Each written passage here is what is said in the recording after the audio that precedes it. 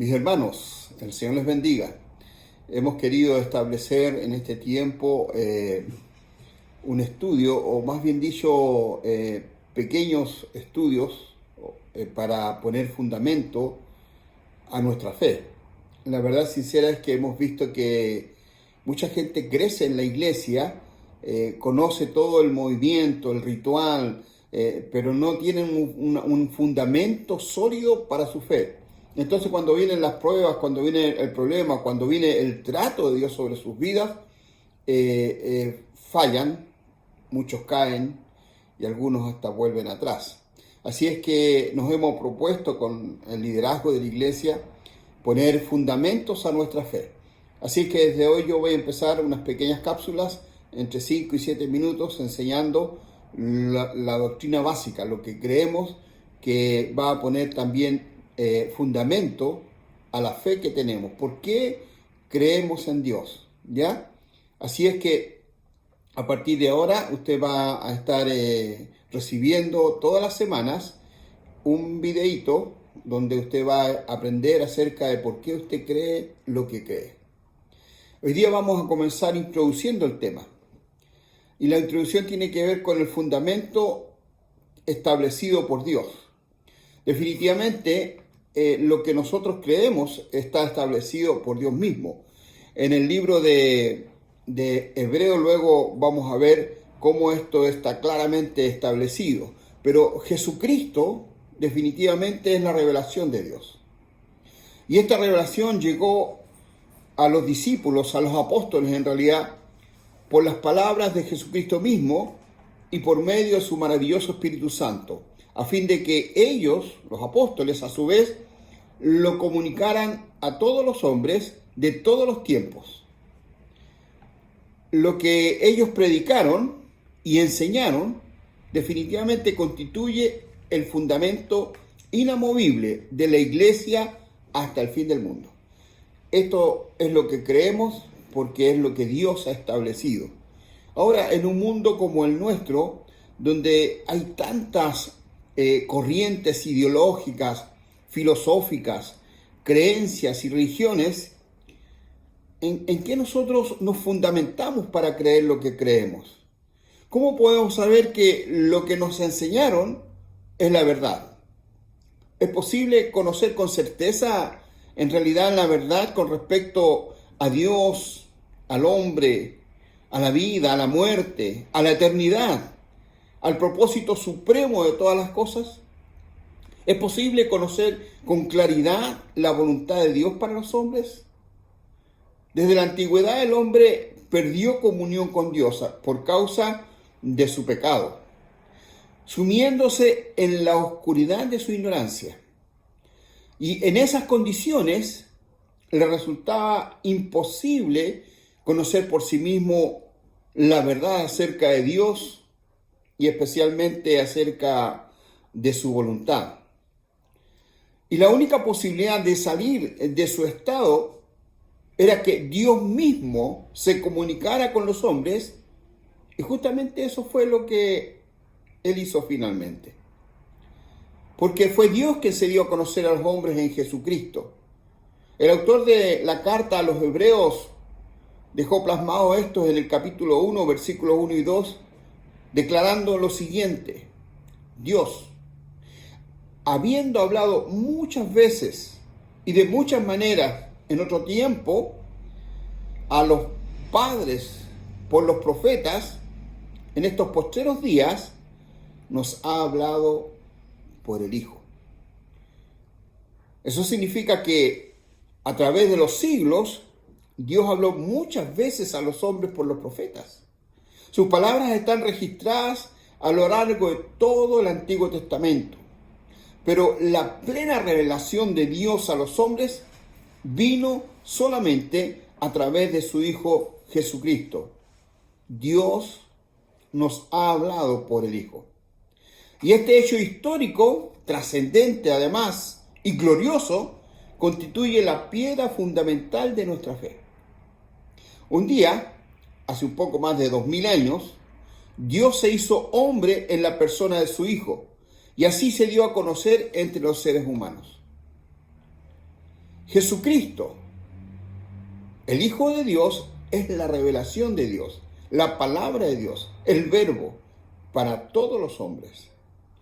El apóstol Juan lo aclaró diciendo ahí en el Evangelio según San Juan capítulo 1, versículo 18, lo siguiente: a Dios nadie le vio jamás.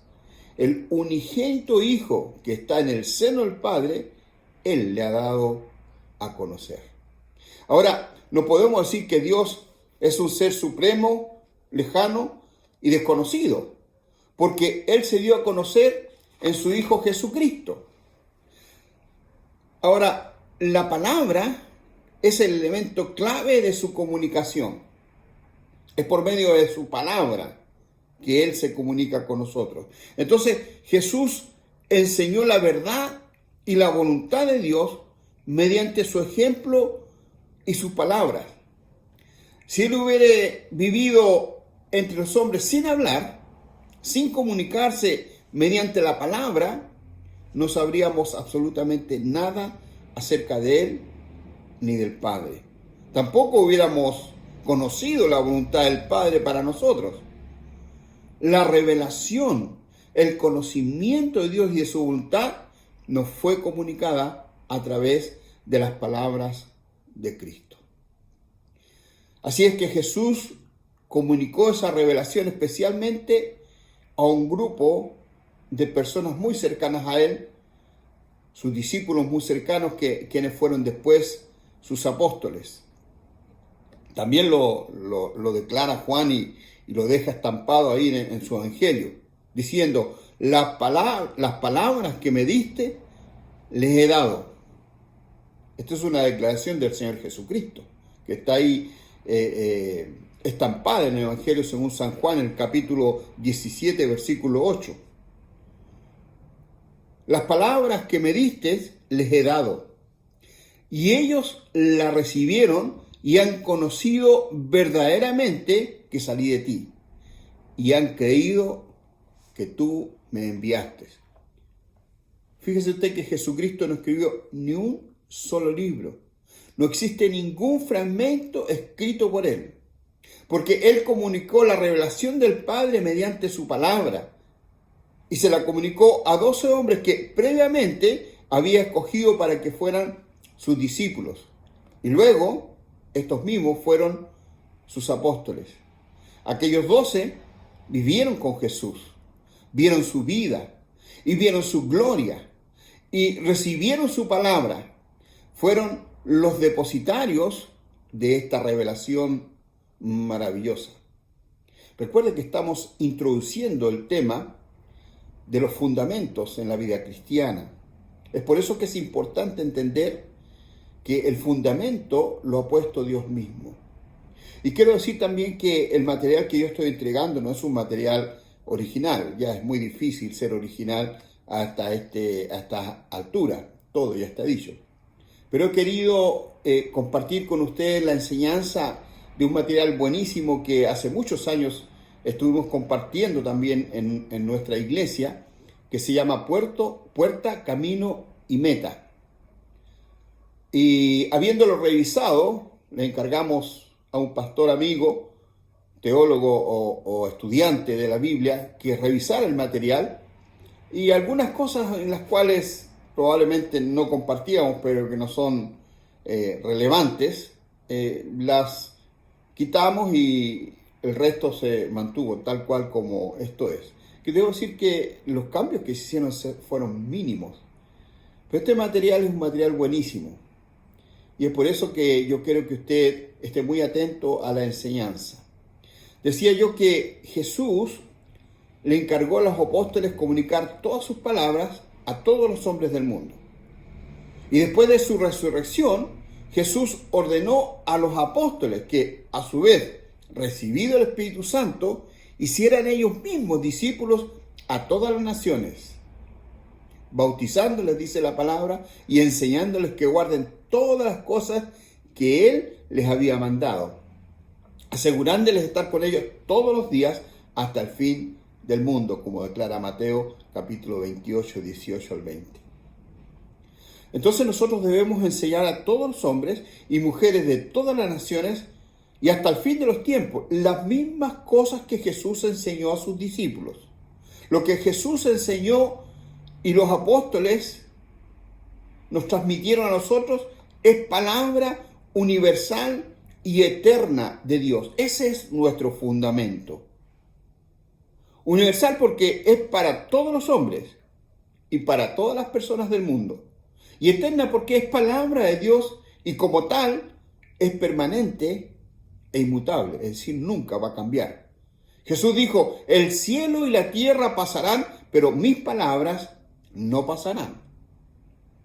Todas estas enseñanzas, amados, están registradas en los escritos apostólicos, en los evangelios y las epístolas que conforman todo lo que llamamos nosotros el Nuevo Testamento.